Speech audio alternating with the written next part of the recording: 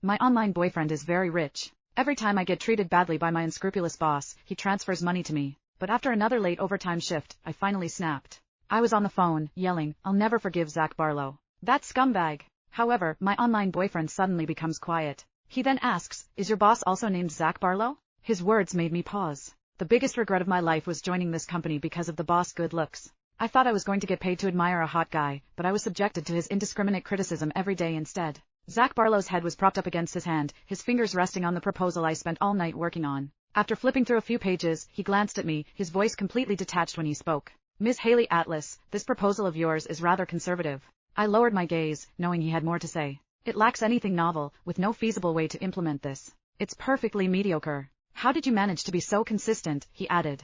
I clenched my fists, wishing I could take off my heels and give Zach a proper thrashing. However, I merely took the documents he tossed over, smiled, and said, I'll revise it immediately. Zach's cold gaze swept over me before he turned and tapped impatiently on the table. William Marr immediately caught on and handed over the documents to Zach with a servile expression. William then looked at me smugly before saying, Mr. Barlow, I pulled 2 all-nighters on this. Do have a look.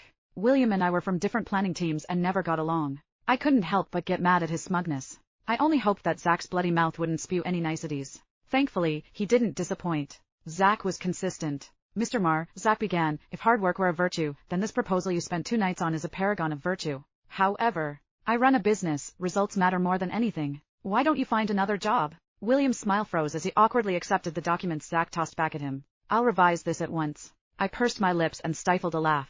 Just as I was about to give Zach a mental thumbs up, he turned around and coldly said, if you can't submit a proper proposal by tomorrow's end, see yourselves to HR. This cocky prick. Forget the thumbs up.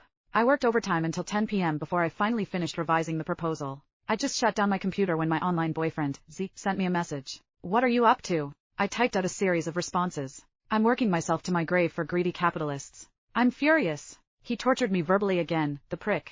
I bet even a kiss from him poisons his girlfriend. Oh, wait. The prick's a bachelor. Ha! What girlfriend? There are men and women, and there are creatures like him who need his own species. He stays away from people in general. As I ranted, my screen was full of speech bubbles. Suddenly, a transfer notification popped up.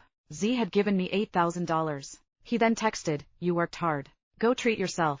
All I could say was that money was the best form of self-care. Seeing the amount immediately cleared a lot of my resentment, but what followed was confusion and bewilderment. How could men be so different from each other? Z was someone I met via an online game, but he was now my online boyfriend. Unlike my heartless capitalist of a boss, Z was gentle and kind, polite and generous. Plus, I got to see his 8-pack for free each day. Compared to Z, Zach was just some guy. I stepped out of the office with my bag as I typed a response, you're the best, darling. I'm so lucky. Give me 30 minutes. We'll go on with that game.